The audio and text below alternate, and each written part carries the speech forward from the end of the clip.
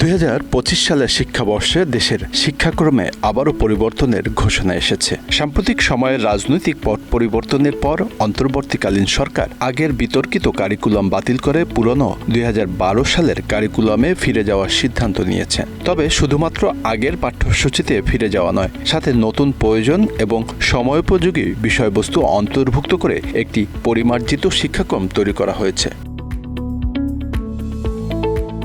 এবারের নতুন শিক্ষাক্রমে ষষ্ঠ শ্রেণী থেকে শুরু করে দশম শ্রেণী পর্যন্ত আরবি ভাষা যুক্ত করা হচ্ছে অতিরিক্ত বিষয়ের তালিকায়। এখন থেকে মাধ্যমিক পর্যায়ের শিক্ষার্থীরা বাংলা, ইংরেজি, গণিত সহ মোট 13টি বিষয় নিয়ে পড়াশোনা করবে। এর মধ্যে আরবি ভাষা শিক্ষার মাধ্যমে শিক্ষার্থীরা নতুন একটি ভাষার দক্ষতা অর্জন করবে, যা ইসলামী শিক্ষার বাইরে সবার জন্য উন্মুক্ত থাকবে।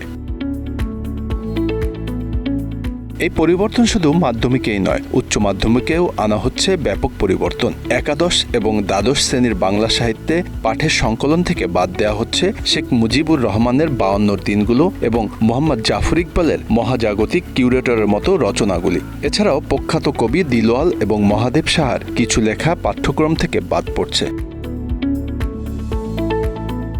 এনসিটিবি জানায়, শিক্ষার্থীদের বর্তমান এবং ভবিষ্যতের প্রয়োজন বিবেচনায় এনে এই পরিবর্তনগুলো আনা হচ্ছে। বিতর্কিত কারিকুলাম বাতিল করে আগের কারিকুলামে ফিরে গেলেও কিছু কিছু জায়গায় সমসাময়িক প্রেক্ষাপটে পরিবর্তনের প্রয়োজন।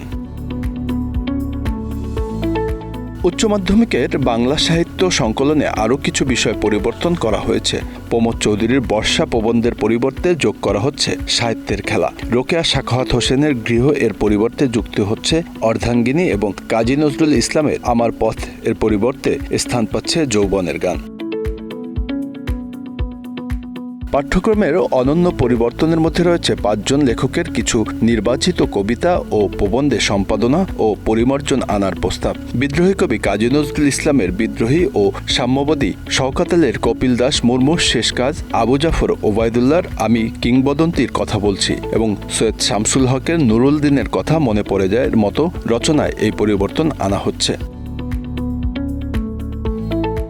কারিকুলামের এই পরিবর্তনকে অনেকেই ইতিবাচক হিসেবে দেখছেন, তবে কেউ কেউ মনে করছেন শিক্ষা ব্যবস্থার ক্ষেত্রে এমন পরিবর্তন যেন খুব দ্রুত না আনা হয়।